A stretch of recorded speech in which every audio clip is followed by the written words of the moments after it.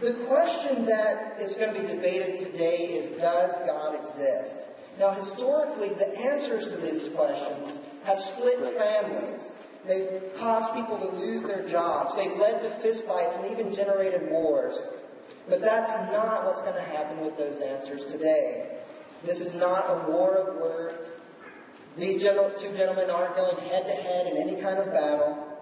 If you read the Tribune Democrat article, you know that this debate was planned by an atheist philosophy professor, myself, and an evangelical pastor, and the two of us have formed a friendship throughout this that's going to last a long time beyond this debate. And we kind of hope that, and we were very careful when we were selecting speakers tonight. We have two people who have a lot of mutual respect for one another. We just shared a breakfast earlier this morning, had a lot of laughs, had a lot of fun. We're going to have probably dinner later tonight, and these people aren't enemies. They have respect for one another. They have respect for one another's positions, and we hope that that sets the spirit for tonight. To that end, we ask that you be respectful to our speakers.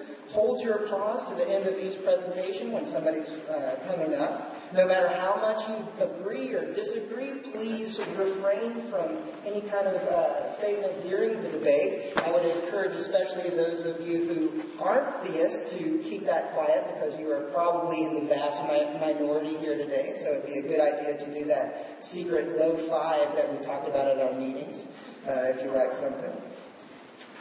So the order of events are going to go as follows. We are going to have time for questions at the end. The order of events will go as follows. Dr. Little will give a 20-minute presentation in which he'll lay out a case for believing that God exists, after which Dr. Leon will give a 20-minute presentation in which he lays out a case for disbelieving that God exists. Dr. Little will then rise for 10 minutes to rebut Dr. Leon's initial presentation. Dr. Leon will do the same for Dr. Little. All of this is in your program. Then Dr. Little will have 10 minutes to respond to Dr. Leon's rebuttal, and Dr. Leon will have 10-minute times to respond to Dr. Little's rebuttal. We're going to then have a 5-minute break. During that time, we're going to set up microphones at the end, and I'll give you further instructions for that, and have questions from the audience. We're going to have people who have a question for Dr. Leon to line up on this side, for Dr. Little this side, and we'll alternate between the two. And then there'll be a 5-minute closing statement from each. As Kurt reminded you, this is being videoed, and so you'll be able to find information on that later. So with all of that out of the way, I'm really honored to introduce today's debaters. Dr. Bruce Little earned his bachelor's degree from Baptist Bible College in Pennsylvania. So we'll claim him as our own, since he's a Pennsylvanian, he's our own scholar. He holds an MA in apologetics and an MRE from Liberty University, a D-Min from Colorado Biblical Seminary, and a PhD from Southeastern Baptist Theological Seminary. He served as a pastor of several churches from 1968 to 2001, and has traveled extensively to a number of countries, especially in Central Europe and Eastern Europe, where he lectures at universities and colleges, presents papers at academic conferences, and has co-authored 4 books with international philosophers, and has conducted apologetic workshops in the United States. I'm getting a huge echo, Ken. I'm sorry to even say that, but I keep hearing myself bounce back here. He's co-authored 4 books with international philosophers and has conducted apologetic workshops. In the United States, he conducts workshops in churches and universities on apologetics, the problem of evil, and faith in the arts. He has been involved in several public debates with atheists and agnostics. His most recent book is God, Why This Evil? Dr. Little lives in Wake Forest, North Carolina with his wife, Nancy. So I'd ask you to show your appreciation for Dr. Little today.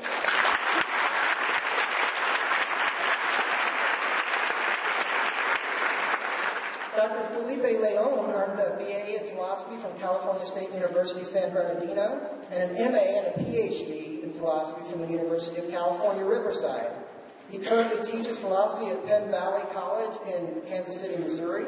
From his late teens to his early 30s, he prepared himself to defend his Christian faith in public debates and published writings, even spending some time studying with Christian apologist J.B. Moreland at Biola University, Catholic Theological Seminary. He now considers himself an agnostic and is surprised as anyone to find himself on the opposite side of the debate. He is a native of Southern California, but recently moved to Kansas City, Missouri. Dr. Leon's doctoral dissertation focused on the nature and utility of philosophical thought experiments. His primary research interests include epistemology, especially modal epistemology. And I have to apologize to our person doing sign language for that kind of terminology. Also, metaphysics and the philosophy of religion. He and his wife, Soraya, have one daughter, Abby. So please show your appreciation for Dr. Leon.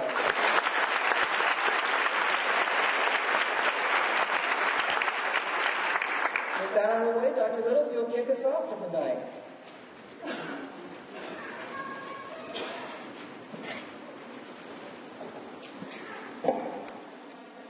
Thank you very much.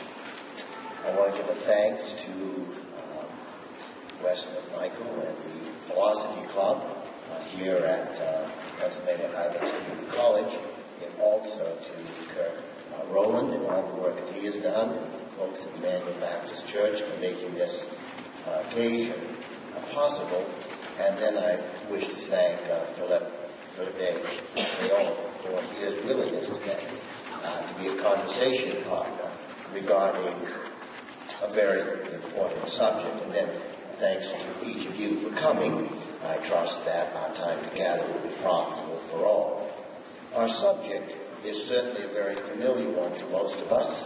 It's discussion that we hear on social media, coffee shops, by water coolers, in living rooms. It is a subject around which we have books and movies and TV shows and conferences.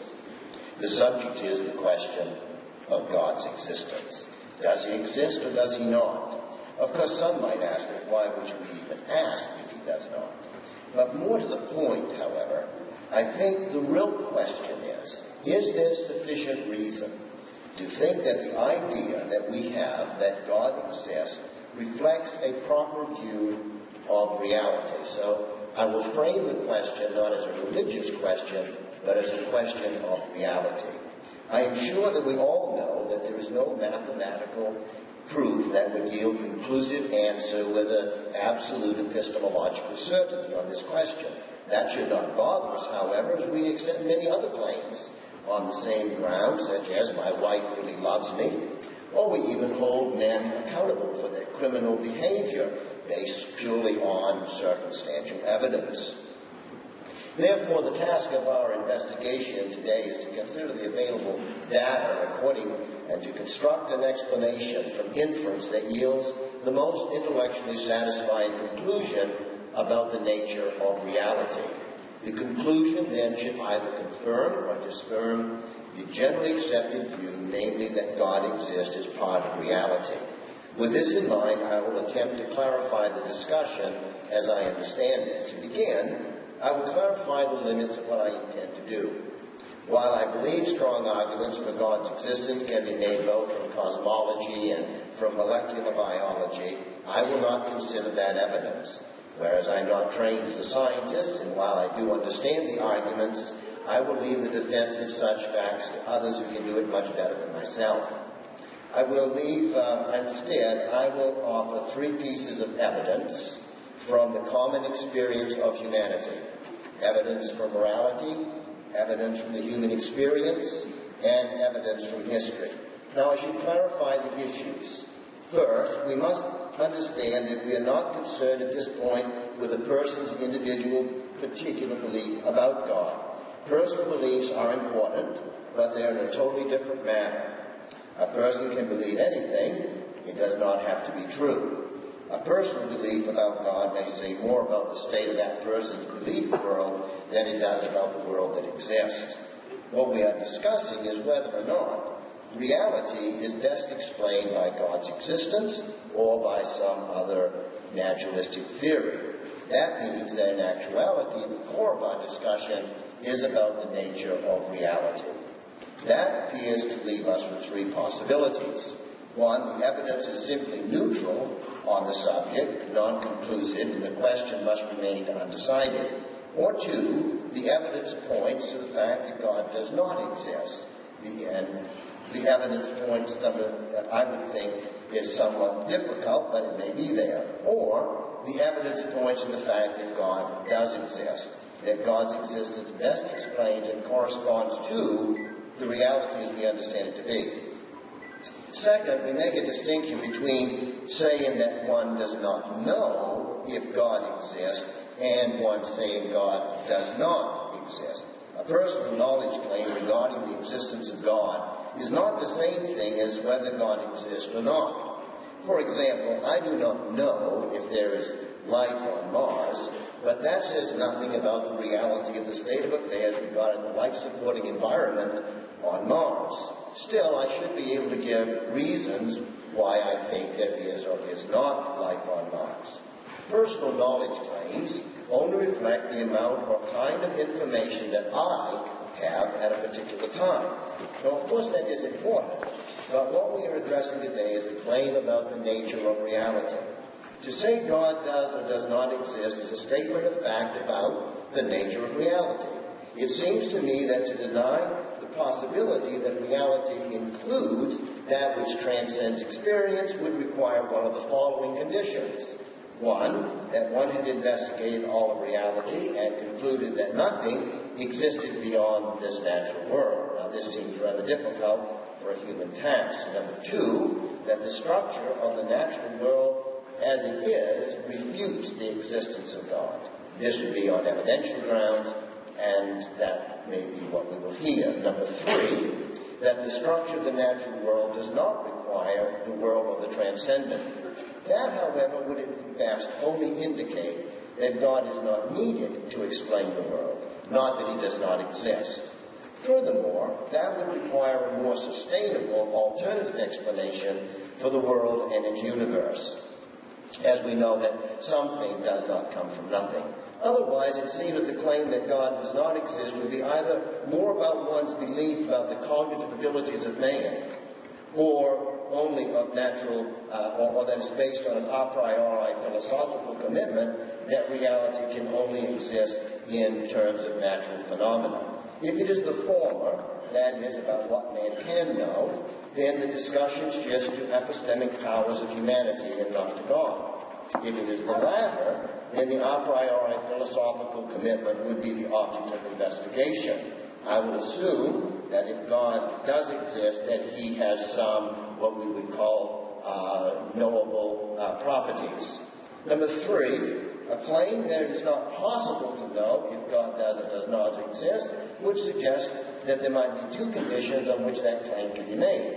One, that it's impossible for human cognitive powers to know anything beyond the physical, or two, the evidence is not strong enough, it's what we call underdetermined, to yield a sufficient conclusion regarding any claim about God.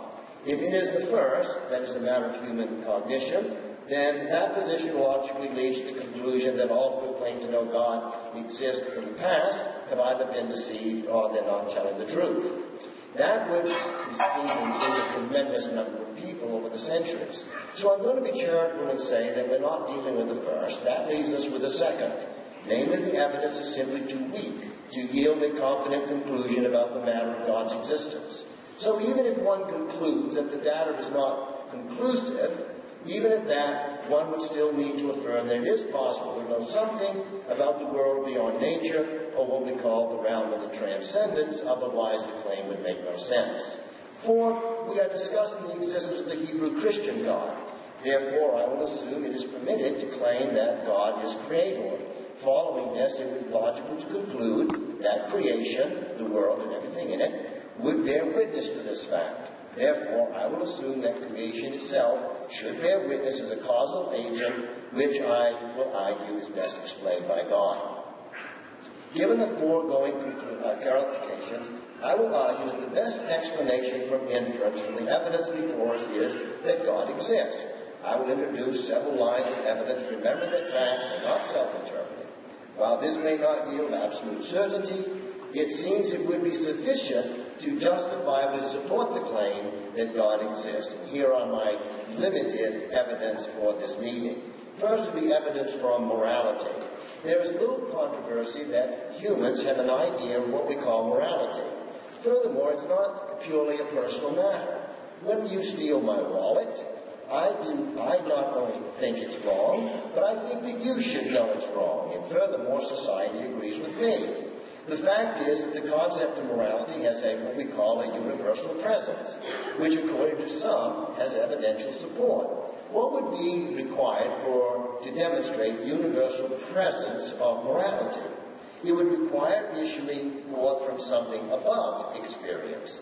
That is what we call a grounding, or that grounding must be something above experience because it's what would be judging experience. If it flowed from nature, it could not judge nature. This does not mean that all cultures have precisely the same moral evaluation of human behavior, but that all cultures do evaluate human behavior on moral terms. Whereas the concept of morality is associated with the personal agents, it seems to me to be logical to conclude that the source of morality must be a personal being. In fact, well-known atheist Friedrich Nietzsche concluded that if there was no God, then it would follow that there are no morals. He writes, quote, naivete, as if morality could survive when God sanctions it, is missing. The beyond is absolutely necessary if faith in morality is to be maintained, close quotes. Of course, his argument was that God did not exist, and therefore neither did Christian morals. On this account, man was free, according to Nietzsche, to make his own world based upon the will to power. What Nietzsche maintained was, however, that necessity of God for Christian morals. Today, however, there are notable atheists who are claiming that there are absolute moral laws which are innate and universal, but they deny the existence of God. For example, Walter St. Armstrong says in a particular debate that acts such as rape, harming others unjustly, abusing children, are universally held to be moral absolutes. He maintains that moral absolutes are the same order as mathematics, that they existed before man evolved, and that man in time comes to recognize these morals. Another atheist who takes a similar path is Mark Hauser, who argues from Chomsky's linguistic deep grammar to the idea of a deep moral grammar. Arguing from empirical data, Hauser says, quote, if there are moral universals, then there must be capacities that all normally developing humans share, close quote. He goes on to say, quote, we are born with abstract rules or principles, with nurture entering the picture to set the parameters and to guide us toward the acquisition of particular moral systems, close quote. Here, Hauser maintains that universal moral absolutes do exist. There are abstract principles found in all human beings. He concludes, quote, underlying the extensive cross-cultural variation that we observe grows a narrow range of possible moral systems. When we judge an action as morally right or wrong, he says, we do so instinctively, tapping a system of unconsciously operative and inaccessible moral knowledge. I want to say that the idea that all atheists or agnostics are moral relativists certainly is not true. Nietzsche said that if you have Christian morals, you must have God. But he said God is dead, hence no morals. But present-day atheists say there is no God, but there are universal morals. Now, it does seem to me to be easier to deny that there is a God than there is to deny morals. So if morals are evident, then, according to Nietzsche, then so would God. Walter St. Armstrong says that universal morals, which seem to be evident, if that's right, then according to Nietzsche, or the logic of Nietzsche, then we should have a God. Otherwise, those morals could not exist. Now, whether there be other explanations for the recognized universal phenomenon of morals, I think when all facts are taken into account, God is the best explanation and reasonable explanation for God as being the causal agent. The second piece of evidence comes from human experience. I would call this evidence from humanity. I begin with the fact that man believes that he is a causal agent. That is, we make decisions between alternate possibilities. The possibility that is chosen results in an event that which would not have obtained had we chosen differently. We seem to think that that's the way the world is structured. In fact, it is the premise that shapes the way we live our lives, both individually and in terms of nations. We make plans. We agonize over decisions. We conclude in retrospect that had we chosen differently, then things would have been really different. If we are not agents of change, then Richard Dawkins is right when he says that there is no meaning to life, that we are only DNA. He says, quote, DNA neither cares nor knows. DNA just is, and we dance to its music. But there's something that strikes us very odd about this, if Dawkins is right. If it is true, everything that I have just said is the result of some chain of chemical, biological, causal activity in my brain, and I am just dancing to its music, as would have been Dawkins when he's writing the book. So if that's the way life is, then my actions can neither be praiseworthy nor blameworthy. I was just dancing to the music of my DNA. It seems, however, to me, that Dawkins is right if all there is a material world. To put it in other terms, if all there is matter, then we have no sustainable explanation for the reality of what is commonly referred to as free will.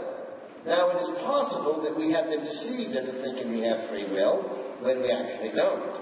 But I would argue that that would require a considerable amount of explaining, and there would need to be someone who then deceives us.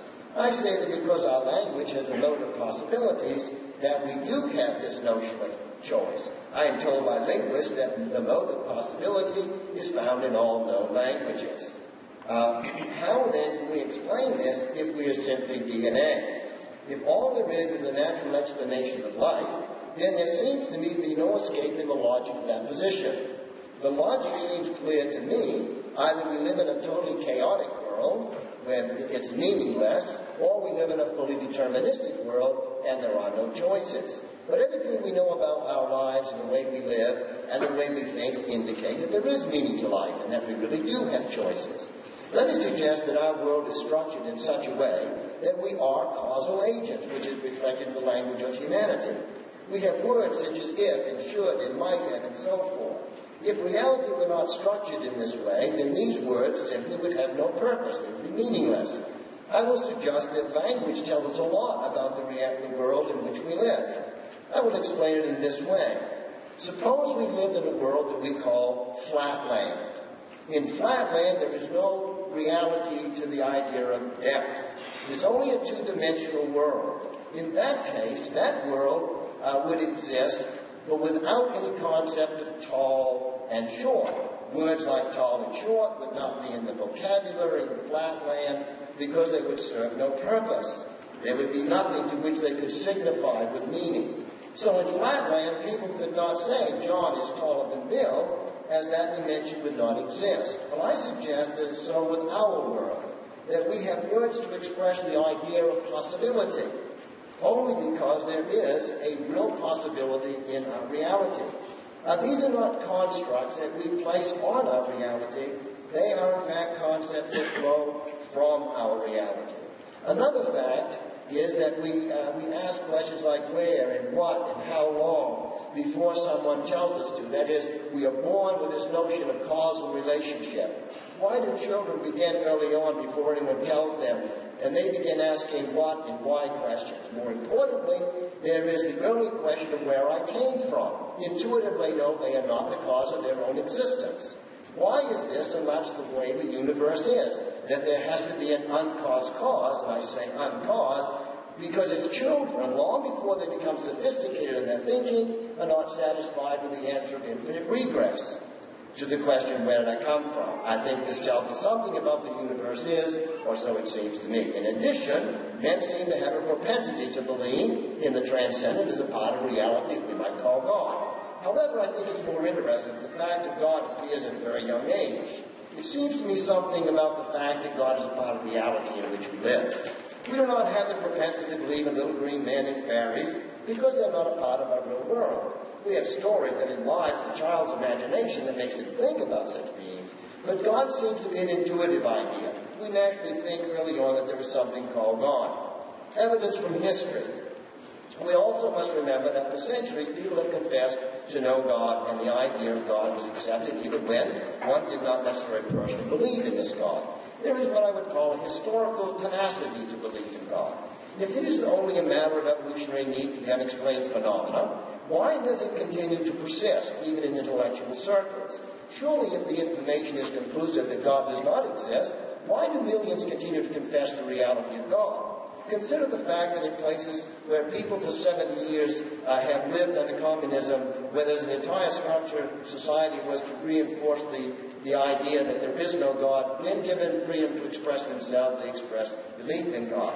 Now, while I am sure that there are many other explanations, I believe that when all the facts are taken into account, the best and the most reasonable explanation is the existence of God, and would best explain this phenomenon. This explains why the idea of morality is universal, why we believe that we live in a world where our choices really make a difference, and we long for the uncaused cause to explain our existence. About 6 months before the sickness took Friedrich Nietzsche out of the public eye, he wrote this: "How long the metaphysical need is and how hard Nietzsche makes it to bid it farewell can be seen from the fact that even when a free spirit has divested himself of everything metaphysical, the highest effects of art can easily set the metaphysical strings, which have long been silent, or indeed snapped apart, vibrating in sympathy.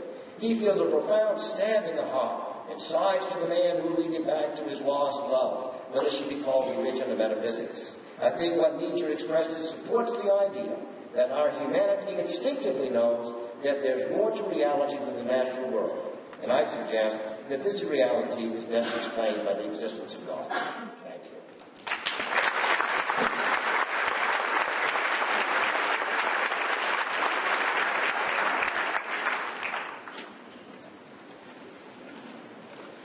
Are you guys able to hear a little? We're getting a lot of delay, but you're able to hear it okay? Okay, just a second. At this time, Dr. Leon is going to come. He's going to lay out. He won't be responding to Dr. Little's opening statement right now. He'll be presenting his own positive case, and then each will get a chance to respond to the opening statement. So, Dr. Leon.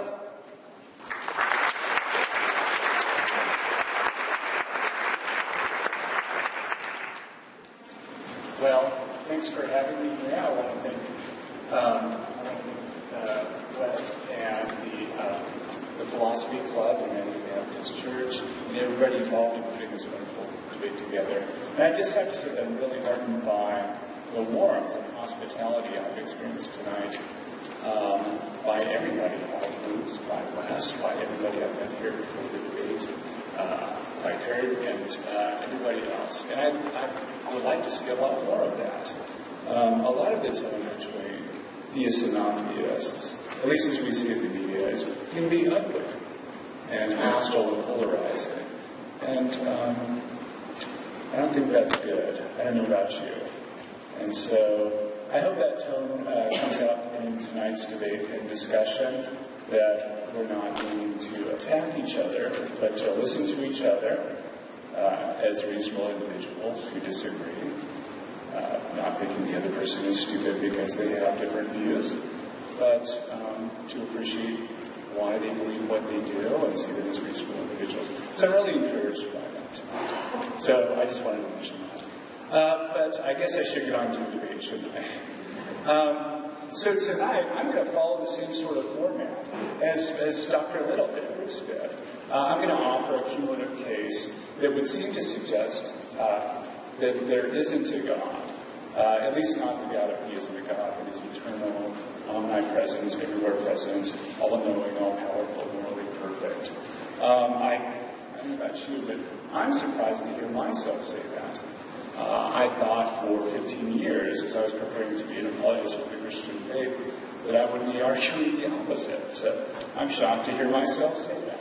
But that is where I have found myself today, and I'll try to explain why I think so. And the reasons I'm going to offer aren't unique to me. They've been given by other philosophers, in particular the philosopher, one of my favorite philosophers of religion, Paul Draper. And I'm going to offer the lines of reasons that he has offered as a cumulative, inductive, probabilistic case for the view that there isn't a person such as the God of theism. But the basic idea is fairly intuitive of how the structure of this sort of argument goes. If you've watched crime shows or law shows, Law and Order, CSI, and other shows, the investigators gather a number of clues, and then that's taken as data. And then they look at the suspects for the crime, which are the hypotheses. Did Smith do it or Jones do it? which hypothesis best explains the clues or the data. So, for example, in an episode of Law and Order, say, there are two key suspects, we'll call them Smith and Jones, and there's a range of data that they're trying to find out which hypothesis best explains it, which suspect is the probable killer in this case, to keep it vivid. So suppose that one piece of data is Smith's fingerprints are on the murder weapon, the gun. Well, you would expect that if Smith committed the murder, right? You would expect that. It would be surprising if his fingerprints weren't on the murder weapon. I mean, the murder weapon wiped down and so forth, but you would certainly expect it. And so that would confirm, at least a little bit, the hypothesis that Smith was the killer. Right? It would confirm that hypothesis. Suppose, though, Smith and Jones' fingerprints were both on the weapon. The evidence of just the fingerprints isn't going to decide either way whether Smith and Jones did it. So you might have to look at other evidence. Similarly, the case warrant against theism might be like this. There might be some ambiguous evidence that points that the data is equally supported by both hypotheses. And we might have to talk about some of that tonight. But I'm going to try to offer evidence that would be surprising if theism were true, like if Jones did it. But wouldn't be surprising if naturalism or God didn't exist, if naturalism were true, if the natural world were all there was, and or at least some deity that was different, that wasn't all-knowing, all-powerful, morally perfect, eternal and omnipresent. It'd be more like if Smith did it. It wouldn't be surprising, the hypothesis that we expected. And so I'll try to give some evidence that I think you would expect if there wasn't a God like that, and if the natural world was all there was. I'll leave fine-grained characterizations by what I mean by saying the natural world is all there is. It's not that we can get into that sort of discussion, but I'll leave that to the side for now. So the first piece of evidence, like a fingerprint, is the distribution of suffering in the world. So let me talk about that for a second. By the distribution of suffering, I think we have an intuitive idea of what that is. There are awful, tragic things that happen in the world. They probably happen to us. They've happened to me. I imagine a number of you have had tragic experiences of suffering that occur in your lives. So a story, and this is one that Paul Draper has mentioned in a paper that he's written, Seeking but Not Believing, Confessions of a Practicing Agnostic. He's very much like me, or I'm like him in that regard. He mentions a case of a girl going with her mother to see her grandmother for the first time. And on the way, they get in a tragic car accident, and the mother dies. And the daughter is paralyzed from the neck up. And it's a true story. And in the subsequent months, they try to cheer up the daughter by bringing her birthday presents and tell her, well, your birthday's coming up, we're going to give you birthday presents. And she said, I don't care, because I can't use my arms to hold or play with them. It's tragic. And there's tons of stories like that in the world. There's cases that are worse than that. There's cases of natural disasters. I live in Kansas City. There's tornadoes. You might have heard of the Joplin tornado that hit last year and wiped out a whole city. There's also disasters or suffering caused by people. And we can talk about the details of different kinds of suffering. But if theism is true, then there's an all-powerful, all-knowing, morally perfect being who's thereby, would seem to be at least, willing and able to prevent excessive suffering. Suffering that doesn't seem to serve any purpose. It's often a gratuitous suffering. It seems to be pointless. We therefore be surprised to find excessive suffering if theism were true. That doesn't mean it's impossible. There's an explanation. Perhaps God has an explanation.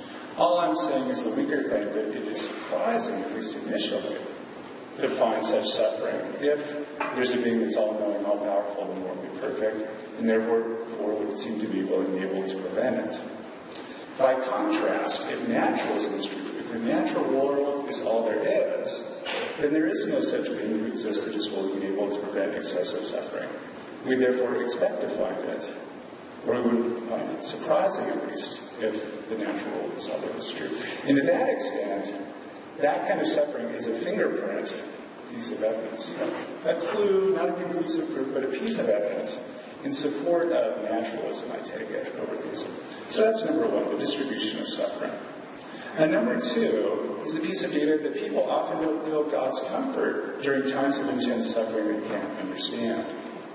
So, if theism is true, then like a loving parent, we'd expect God to comfort us in times of intense suffering we can't understand. So, I have a daughter, and when she was young, in the first couple of years, you get vaccination shots, and you take them to the doctor to get them. I take Abby to the doctor now, and she seems happy. She doesn't know what's going on. She's in the doctor's office, and then the doctor comes in. Hi, Abby. And then the doctor, after a moment, looks at me. Okay, put Abby on the table and hold her down. And I'm going to administer a shot. Right? So I'm holding her down, and she's looking at me in the eyes like, "You've betrayed me." And then the doctor sticks this big scary needle in her leg, or somewhere in her posterior. And that sense of betrayal and that seemingly unjustified suffering, it's not a huge case of suffering, it's just a shot. But it's terrifying to a little girl. I couldn't explain why I would be pinning her down to a table while she's getting stuck with a shot. At that age, she couldn't understand. But a loving parent, they try to comfort the child. Don't worry, afterwards we're going to get a sucker, an ice cream cone, have a loving, a knowing look to give in the child's eyes. So they'll be comforted while they undergo the moment of suffering they can't comprehend. So if the God of theism is true, you'd expect him to respond to us like a loving parent in times of suffering that we can't understand, just like my daughter got happy with the doctor. But many people, including myself, have excuse me, my throat is brown, some water, report undergoing intense suffering, and sometimes intense suffering, that they can't understand, but at the same time they don't feel God's comforting presence. And therefore, uncomforted, incomprehensible suffering is surprising, at least initially, if theism is true. But it's not if naturalism is true, because there isn't a God on naturalism that is loving and willing and able to comfort his children in times of intense suffering. I think that's another fingerprint for Smith, or for naturalism in this case, over theism. That's number two. People don't understand. People have times of incomprehensible suffering and they don't feel God's comfort. Another piece of evidence, I think, is that there's a systematic correlation between pain and pleasure on the one hand and survival and reproductive advantage on the other. They seem to be correlated systematically. So, for example, it's no coincidence that laying out in the snow naked at night is painful. And sitting too close to a fire where it's too hot is painful. If you maintain a consistent body temperature at a certain level, that's conducive to survival and keeps your immune system at a certain level, for example, and allows you thereby to stay healthy and survive long enough hopefully to reproduce. Now, if naturalism is true, if there's no God, we'd expect us, human beings, to get here by a process of mutation and natural selection, or evolution. And so, pain and pleasure have a reproductive advantage when they are tied to reproductive advantage in this way. They cause you to avoid these sorts of cases and pursue survival-conducive circumstances. And so you'd expect that if there isn't a God and evolution is how we got there. I don't mean to imply that if evolution is true, God doesn't exist. Maybe God exists and He guides and orchestrates evolution and uses it as His means of creation. But if naturalism is true, that's probably the only show in town, evolution. And so you'd expect the systematic correlation between pain and pleasure on the one hand and reproductive advantage on the other. By contrast, if theism is true, You wouldn't expect that. You'd imagine that God has all sorts of purposes for allowing pleasure in you. Maybe he ties them to moral lessons, so that things that you do that are naughty are painful, and things that you do are virtuous, are pleasurable, for example. But we don't see that sort of systematic correlation. And therefore, I think this is another fingerprint that points to Smith or to naturalism over Jones' theism. Okay. The fourth piece of evidence that I think points to naturalism, another fingerprint sort of piece of evidence, is the character and behavior of theists vis-a-vis non-theists. So, it seems like the behavior of theists and non-theists is roughly equivalent. People that are utterly without religious faith seem to have roughly the same moral behavior and character, and so non-theists love their kids too. If you go to Canada, at least regions of Canada and Western Europe, huge portions of the population are utterly without religious faith, but they love their children. The crime rate is extremely low, and so forth. Furthermore, people of different religions, non-theistic religions, especially devout practitioners of those religions, seem to have moral behavior that's roughly equivalent to theists. Now, it would be surprising. That sort of data, the equivalence of moral behavior, would be surprising if theism is true, especially if Christian theism is true. Because the idea is that God resides within the believer and transforms and renovates their heart and is sanctifying them to be glorified and transformed into the image of Christ. I take that to be his character and his heart and nature. And so, according to Christian scripture, you'd expect that the believer is working, or the Holy Spirit is working alongside the believer to transform their character from the inside, and it works itself on its way out to the outside in terms of their behavior and habitual actions, their character. But as a matter of fact, it seems that we don't. It seems like the moral behavior of theists is roughly equivalent to non-theists. And so that's surprising on theism, but not on naturalism. Because if naturalism is true, again, there is no such God dwelling within the person, the spirit of the believer. And therefore, I think this is another piece of evidence, again, not conclusive, but confirming of naturalism over theism.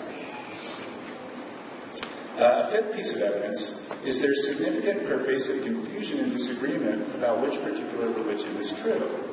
Even among theists, there are Jews and Muslims and Christians, and within those denominations there are further splits. And reasonable theists disagree about which is the correct path, say Judaism, Christianity, or Islam.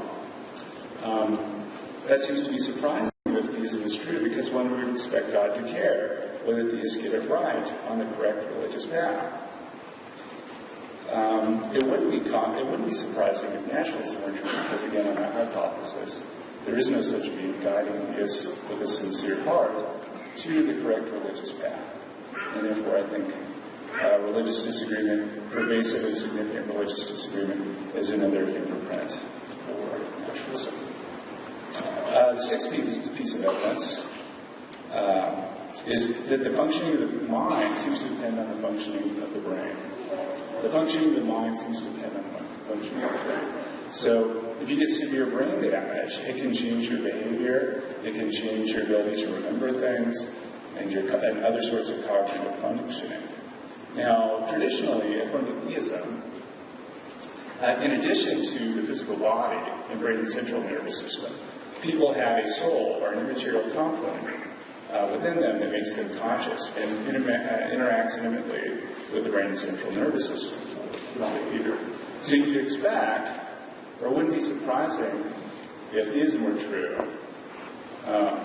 to find the mind to be able to function independently of the brain. You could get brain damage, and you'd still function serenely on, because you aren't your brain. It's just a tool that your soul or mind uses. By contrast, if naturalism is true, if the mind isn't identical to the brain or functioning of the brain, it's at least dependent upon it. And so therefore, it wouldn't be surprising at all if brain impairment causes changes in personality and cognitive malfunctioning. So I think this is another piece of evidence in favor of naturalism. The seventh piece of evidence that I'd like to mention is that God appears to be hidden when people seek him or need him. Many sincere people seek a personal relationship with a loving God, but never find him. If a supremely loving God exists, then we'd expect every person who'd be willing to have a loving personal relationship with God to believe that he exists, because he wants a relationship with them as well. He loves them. By contrast, if naturalism is true, then there is no such being who is interested in such relationships with people, and therefore the hiddenness of God seems to be more probable in theism than naturalism. It's something you would expect if there weren't such a being, but you wouldn't expect it if there was. The final piece of evidence, or fingerprint kind of evidence, that non-conclusive evidence I'd like to mention, is that the effectiveness of prayer is equivalent to chance, where this has been tested. So a number of scientific studies on prayer indicate that it's equivalent to chance. So that we had double-blind clinical trials where people recovering from heart surgery are prayed over. And it's double-blind, so not only do the people being prayed for not know they're being prayed for, but the experimenters don't know either. But it turns out that they're getting better, the ones who are prayed over, is roughly the same, in some cases less than those who aren't prayed for. Because if they know they're prayed for, they're worried that they're going to let their prayers go. But anyway, so I think these are 8 pieces of evidence, 8 clues that cumulatively point to the conclusion that probably the God of theism does not exist. Thank you.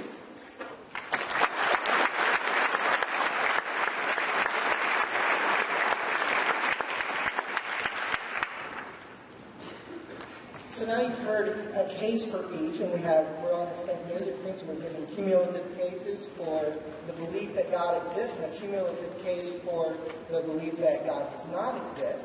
And so now what we're going to have is Dr. Little is going to come up and respond to the presentation that you just heard. So we'll have 10 minutes to do that.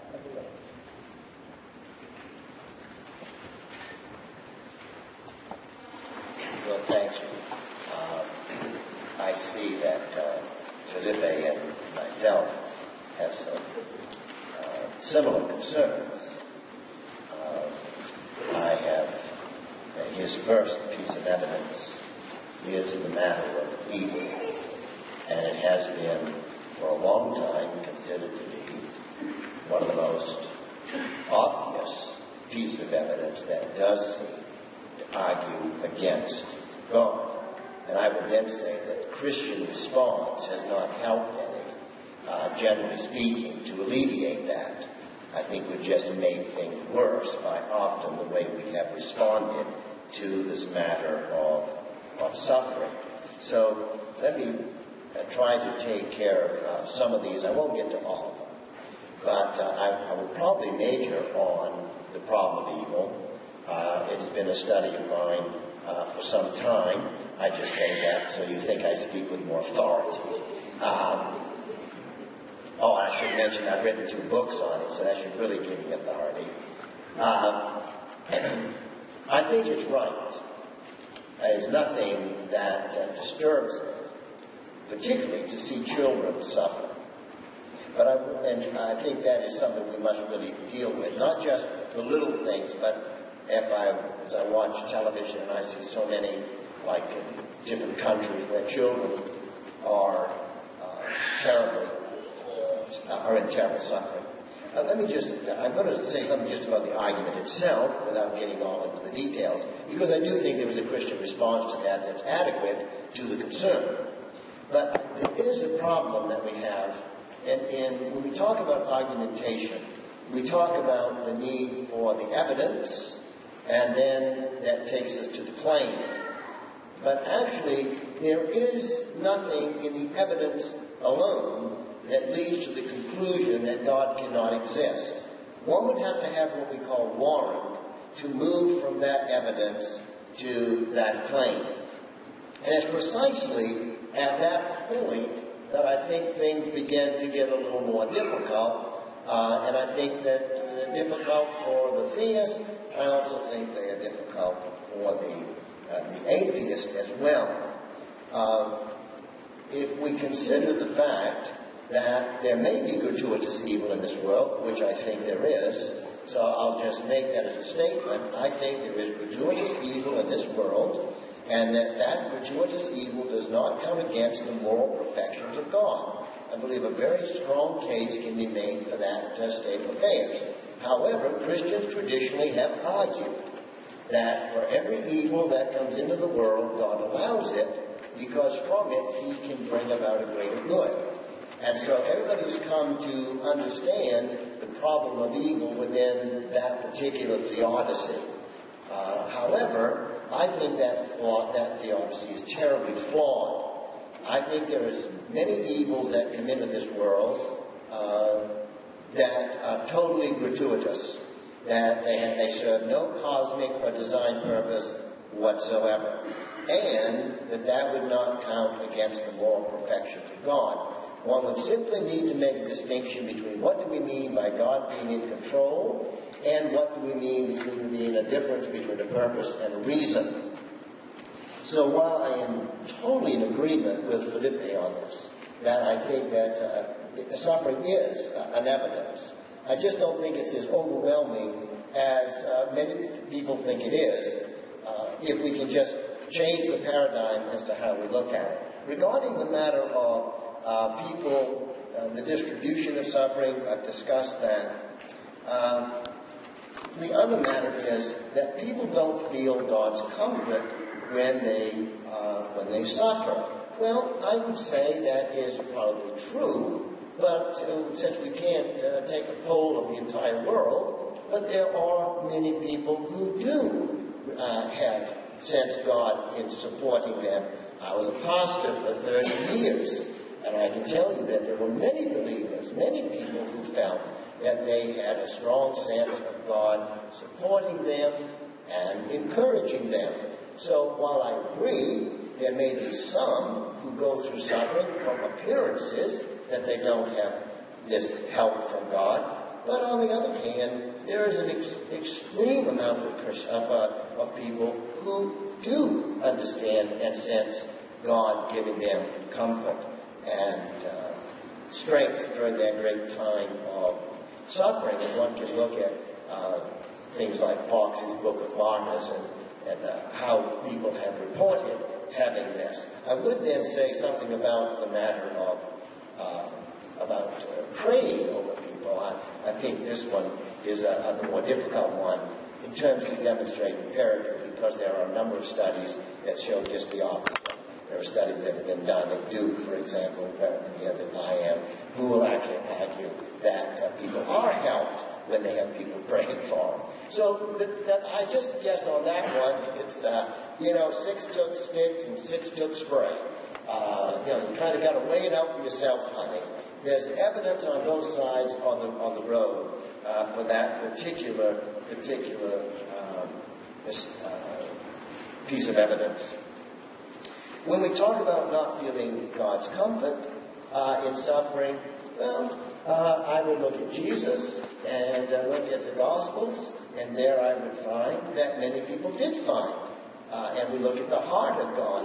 The fact that God doesn't intervene in every single case, that would only be problematic if the Christian God had required, belief in the Christian God required that. In other words, if God had made some sort of a commitment to every member of the human race that when they suffered, he would be there to support them, then that would be a different story if he didn't support them. But just for us to conjecture that God ought to support everybody in their suffering, it seems to me to go beyond at least the warrant of Christian teaching. I think this matter about Christian character amongst theists, I would again say that you're very right about that. There are some places where Christianity or theism generally is not that prevalent, and yet there are some very fine moral people. And I've said earlier that atheists are not non-moral people. I think this, by the way, is a very bad way for us to judge whether or not there is or is not a God. This notion that we should be better people, we should be more moral, is exactly right. But there's a difference between what we should be and what we really are. You think of, someone said, well, if you're a Christian, you've got a moral compass and all of that. I remember the show, I think it's CSI with Gil Grisham.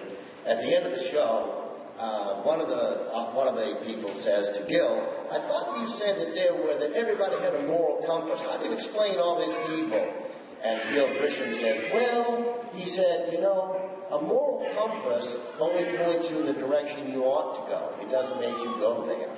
So while people may have this moral compass, it doesn't mean that they are always following it. So again, I think this is a kind of evidence. While I agree with what Felipe is saying, I'm not sure that kind of evidence has any real power in the terms of weighing for either side here, because it's so existential. There are a lot of things that we have that people ought to do, but they really don't do. We expect our politicians to be one way.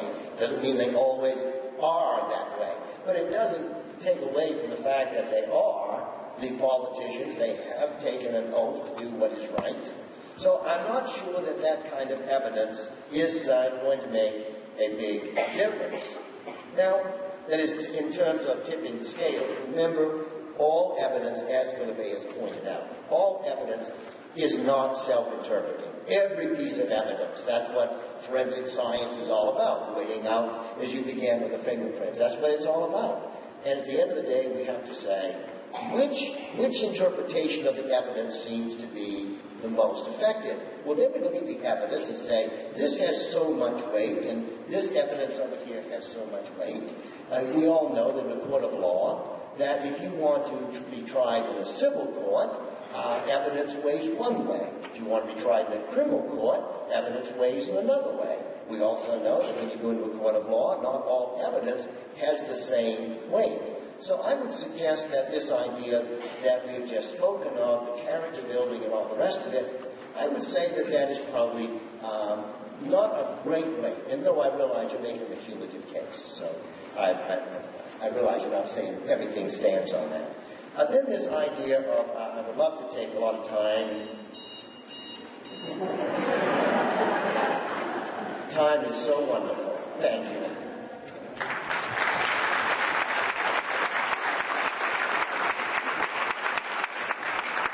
That was supposed to be turned off. I'm sorry. Now Dr. Leon is going to respond to Dr. Little's first presentation, the first presentation he gave for 20 minutes, and then they'll have time to respond to each other's responses. It's in your program that I hope you follow. Okay.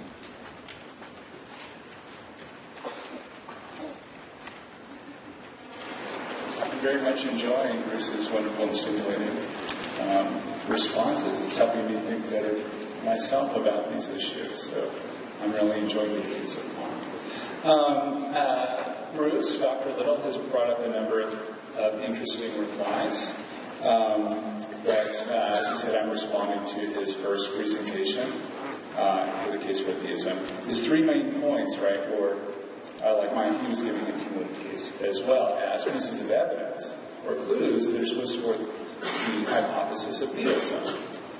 So, for example, he mentioned morality. Morality seems to be objective and universal. We agree about that. Some things are intrinsically right or wrong. Torturing little babies merely for the fun of it because your PlayStation broke and it's raining and you're bored is not okay. It's wrong to cause harm to people, significant harm, without sufficient reason against their consent, for example. And so we agree on that. We agree that there is, therefore, objective, necessary morality. Moral truths may well be necessary truths like mathematics. How do we explain that?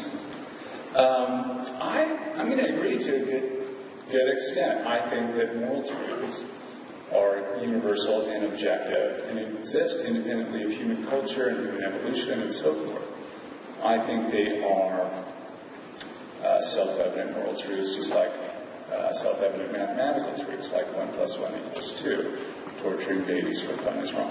Now it's a little bit tricky because mathematical truths, maybe they're analytic, as some philosophers would say, Kant say they're synthetic a priori. I think they're synthetic a priori, but I want to grant that. I think that there is a realm of immaterial entities called abstract objects. I know that sounds weird, but I'm not alone. About 2/3 of philosophers think that they're real.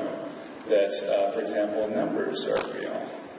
I might write 3 different number 3s on the board for my students, and I say, how many number 3s are on the board? And they'll say 3. I'm like, no, there's only 1.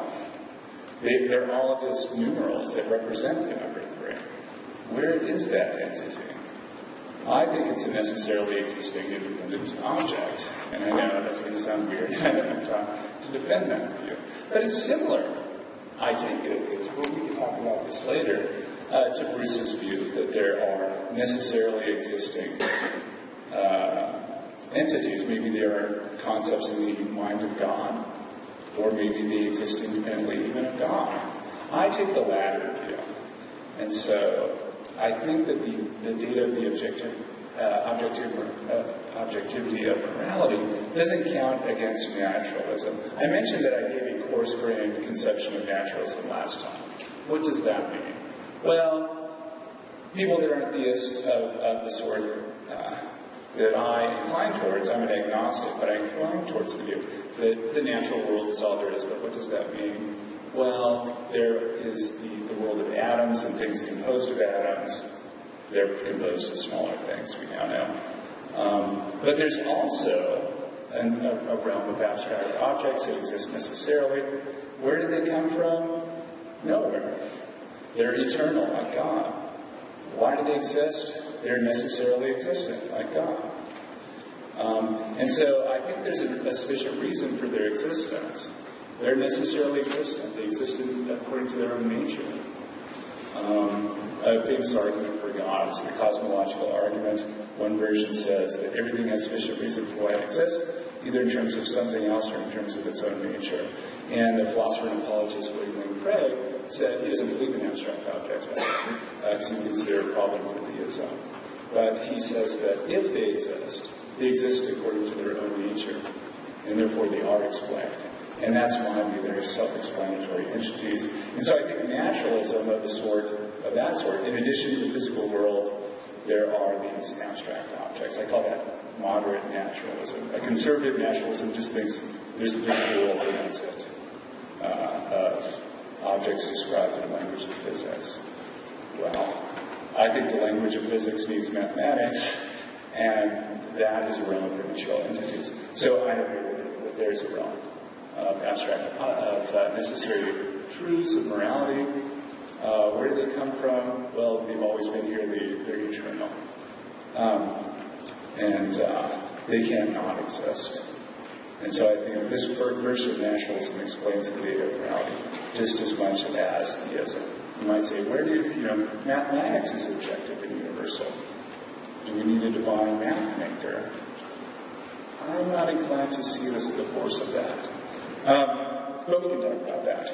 Perhaps we'll talk about it. The second piece of evidence was broadly construed as human experience. One aspect of human experience that Bruce offered in support of the claim that theism is true is that man believes he's the causal agent with a kind of freedom that's sometimes called, among philosophers, alternative possibilities freedom, or libertarian freedom. Our genes and our environment don't determine us to do one thing over the other. And so we have free will. One indication that we have this kind of free will is that without it we can't account for praise and blame and moral responsibility. I'm in the camp that disagrees with that. The majority of philosophers aren't libertarians or alternative possibility people about freedom. They think that our actions are determined by our genes and the laws of nature, that not all determinisms are equal. As long as our actions, which are determined, flow through our reasons and preferences and desires, they count as free. And I take that view. So I think that it's true We experience free will. I just think it's compatible with determinism. And we can talk about that if you like. Life without theism, I think there's plenty of meaning in life. I have this Aristotelian view that's about purpose in life, that we have a certain nature that was selected for by evolution, and as long as we live according to that nature, we flourish.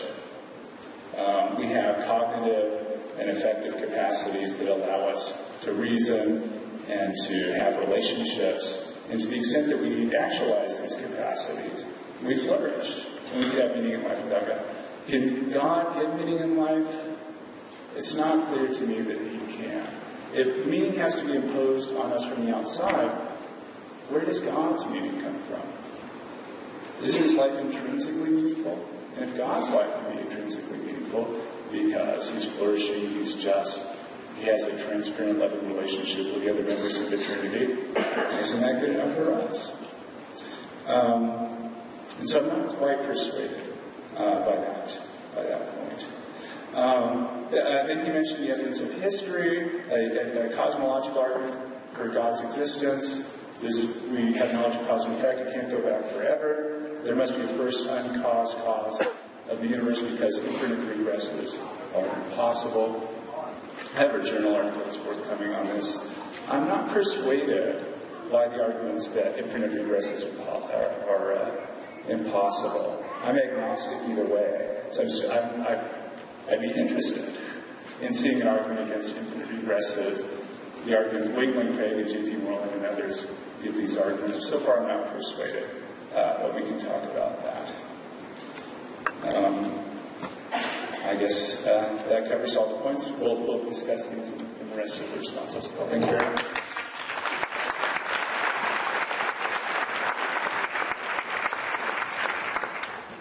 So, to keep up, we've had a 20-minute presentation in which Dr. Little laid out a case for believing in God. We had a 20-minute presentation where Dr. Leyland did the same for disbelieving in the existence of God.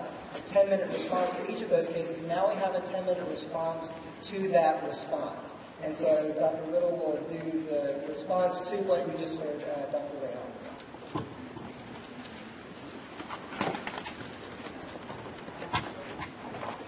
Well, as you can see, that there are a number of points which we find some agreement in. And I think that is so because we all live in the same world. We all live in the same reality. We're all human beings. So it doesn't surprise me that we do have some of these points of agreement. I think those points of agreement have too often really gotten in the way and muddled good discourse between people of different persuasions. At the end of the day, every individual has to weigh the evidence for himself or herself. And so what we're trying to do today is not compete with one another, but to simply give evidence on both sides and hope that that helps you, if you're struggling with a decision, that helps you in where you come down on this. Or if you're an atheist, that you feel more confirmed in your atheism. You're a theist, you may feel more confirmed in your theism. Now let me begin by one point that we do have an agreement, and that is that morality is universal. That is, that there are objective moral laws that are applicable across the board, that is, across humanity. And I think, if I'm correct, I don't want to misrepresent you, Philippe, but I'm thinking you would say they've always been wrong, they always will be wrong. Would that be right? Yes. So in that sense, the question that seems to require an answer is on what grounds do they exist? Now, Felipe thinks that it is the idea that the abstract principles are just simply necessary principles. They simply exist. In other words, they exist something like God exists. That is, they exist eternally. Well, that is, I think, I'm not sure, that has a possibility. I'm not certainly willing to toss it out. However, if that is true, it still leaves us with other things that are not explained. In other words, if we reduce the transcendent world to only abstract principles, abstract numbers possibly, then how is it that out of abstract principles, numbers, how do we get all that we have here? And how is it that those abstract principles get into the individuals who are here? In other words, they've got to be on the inside, because we make the moral judgment. There isn't somebody out here sitting on my shoulder saying, there's not an abstract principle that sits on my shoulder and says, Bruce, that's wrong. No, it's actually on the inside. Now, I think this has somewhat of the same problem that Plato had with his idea of forms, that the forms are up there, but then Aristotle raises the question, if the forms are up there, that is in the transcendent realm because they're universal, how then do they get in the thing itself? And I would raise the same question for the matter of the universal moral abstract laws. If they have no part, so to speak, in the evolutionary process that brings man into being, if that's the way it happens, then how is it that those abstract principles get on the inside of the individual? Where, on the other hand, if we would argue as a Christian that we are created in the image of God, then that would explain how these principles actually get on the inside to motivate, to challenge, to convict us, maybe something like what we call our conscience. So I think I find two things, at least, that would require more discussion on my side and with Felipe, as to how would we explain the first, that is, how do they get into the being itself? How is it that I am aware of it? That is, if I am only a biological chemical being, and that my mind is somewhat at least identical to my brain, or very closely connected, okay. Yeah. If that is material, how does the immaterial, these abstract principles, get into the material? How do they get into my brain? So I would say that's one question that would have to be looked at. The second question would be, it would concern me that we don't have an answer for other matters that we have discussed. That is, other pieces of evidence. They couldn't explain the idea, I think you use the word libertarian freedom, I just stayed away here and used free will, but I would agree with you on its libertarian freedom. So, I'm not convinced that libertarian freedom, or some form of freedom, is compatible with determinism.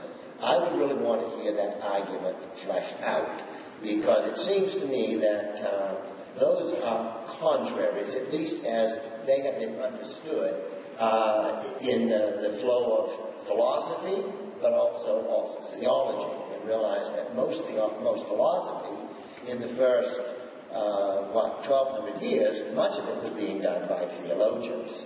And if you look at the early church, all the way up to the first 300 years, you will realize that nobody found that determinism was in any way compatible with free will. You can look at somebody like early Augustine, and Augustine clearly claims, when he says that what turns the will, he said the will turns itself. So the will can't have the power to turn itself and at the same time be determined. So I find it somewhat a little difficult as to how we would make libertarian freedom and determinism somehow compatible. But I'm sure that you made that statement with some reason that you think we can do it. So it would be most interesting to hear that discussion. I might learn something, which I could certainly do. And then this question of where does God get meaning? Well, he doesn't get it from anywhere. He is meaning. So meaning is not put out from outside of God. That would be the same question that people ask, well, if God is the cause of all things, who caused God? Well, that sort of a question is like what color, how much does green weigh? It's just a totally wrong categorical shift. You don't ask where the eternal came from. So, the same thing is with meaning. Now, if we have a difficult time in figuring out where God gets his meaning from, I would wonder, doesn't that same question arise with the eternal abstract principles? In other words, what informed the abstract principles? If we were going to say there's something like God, that is, in the sense they existed eternally, and then we say, well, where did God get his meaning? Wouldn't it seem that we would be also within our epistemic rights to ask the question, where do these abstract principles get their meaning? Where do they get their worth? What shaped them? What made them what they are? If we're going to say that they just simply arose from themselves, then we could say the same thing about God, and that meaning simply arises up from within God himself. Now, the final thing I would say, as I think is coming back to my other point, is that when we're asking these questions and we're looking for different types of interpretation of the data, I would say that we can't just explain morality by these abstract principles. That is, not tell us where they came from or only posit they're eternal. We also have to look at the world, the reality in which we live. And the reality in which we live is far more than just morality. So we'd have to find out whether or not abstract principles would be sufficient to explain everything else that we see in our universe. So I think I would leave it at that, and you can respond. Thank you.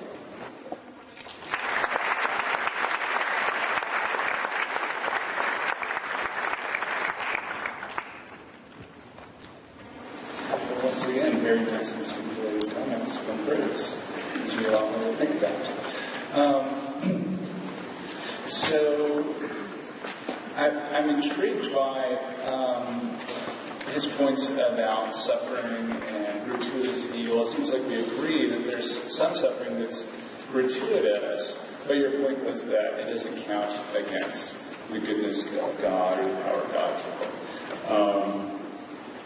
I was just curious to hear more about that view.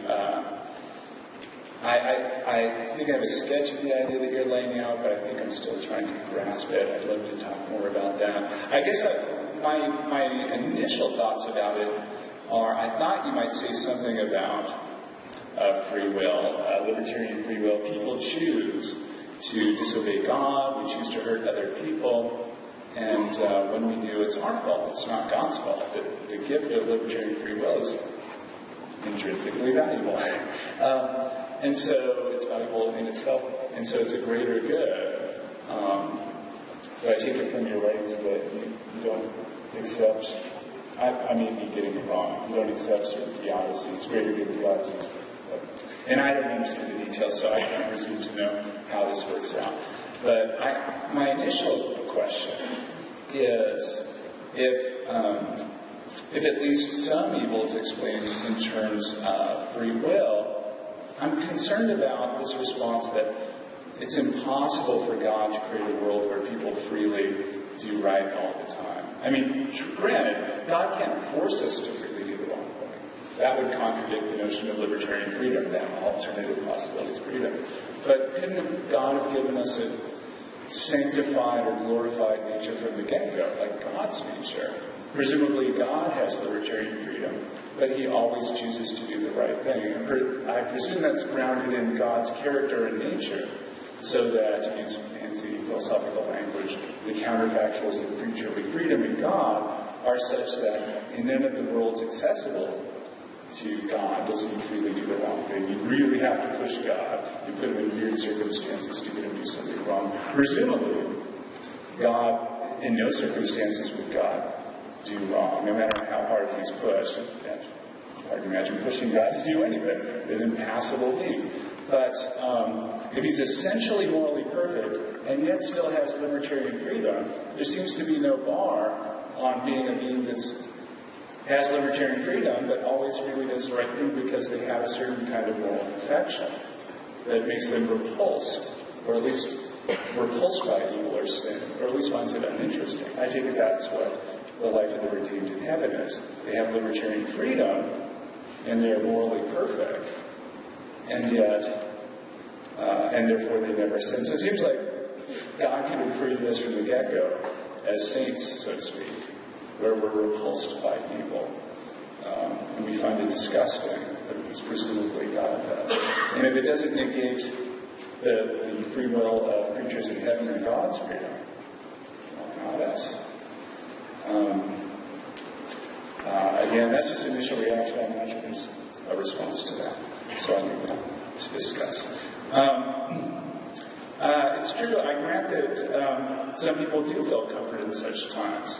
My mother, who's a believer of a different sort, we can talk about, I'm not going to talk about my mother, but she's felt comfort of a divine presence in times of suffering. So some people do. I guess I'd agree that this is it's a mixed bag piece of evidence. I guess I would just push the point by saying I wouldn't expect it to be so pervasive. For example, I'd expect non-believers to feel God's presence because, well, he loves them. He loves everybody. Parents love their rebellious children, and when they're hurting, they want to comfort them too. And so I would expect more even distribution of suffering, of comfort for suffering. What about the character of theists? Maybe you can explain that. We'd expect, even though, I think this is the proposal, believers, even though they're indwelt by the Holy Spirit, and therefore are capable of being transformed and sanctified, and therefore they're capable of having character better than believers. The free will, libertarian free will applies here too. That's necessary, but it's not sufficient because the believer has to cooperate and change along with God's product. Again, I think this point that I mentioned before about, well, why not just make us saintly from the get-go if it doesn't violate the free will of the saints in heaven by giving them a perfected, sanctified nature? Why not just make us saints from the get-go? And then this concern about cooperation would be a problem. People would just be naturally inclined to do so and still have libertarian free will. And if that cancels free will, I'm concerned, at least initially, that would cancel free will of human beings and God as well.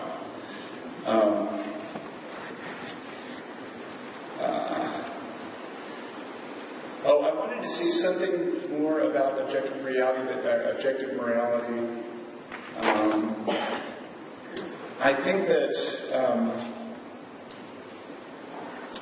again, that morality is a set of necessary truths. Where do they come from? Again, I think they're eternal and they exist of their own nature. They're necessary beings like God is supposed to be. I'd like to turn the tables a little bit to get the thought going about this. That could objective morality come from God? And we can discuss this later on. You've heard the youth vote on these sorts of responses. The worry is if morality comes from God's commands, nothing is intrinsically right or wrong. Suppose God never commanded anything one way or the other about torturing babies for fun. If morality requires the commands of God to make it objective, then if he had just decided not to command one way or the other, it would have been a morally neutral act to torture babies for fun. And so I'm concerned that theism could provide the objectivity of morality. It could exist independently of our beliefs and our culture and so on. Yet nothing would be intrinsically wrong in itself. Wrongness would depend on the commands of a God. And if you have that intuition that things are rape and torturing babies for fun would be wrong independently of whether anybody commanded against it. I think that's at least a piece of data that's hard to explain on divine command theory. There are sophisticated versions of it, like Robert Adams' version, for example. But I think even Robert Adams can't account for this view. He says that morality comes from the commands of a good being, and so God will never command naughty things. And so, what if God commanded rape? Would it be right? Well, he's never going to do that because he's morally perfect. But the concern is still, but morality still depends on the commands of the gods, or a god, in which case that would mean that torturing babies for fun isn't intrinsically wrong, it's extrinsically wrong. It depends on whether God commands against it. And so, I'm concerned that theism might not be able to explain that piece of data about morality. If we could say, furthermore, if you say, well, a good being would never command the wrong thing. Well, what makes God's nature good? Is it good because he instantiates the properties necessary and sufficient for goodness? Or is it the other way around? If God's good because he has the properties of goodness, then those properties are the standard of goodness and not God's nature. On the other hand, if they aren't, then calling God good is arbitrary. Whatever properties God has is good, in which case God's goodness is arbitrary. That's it for now.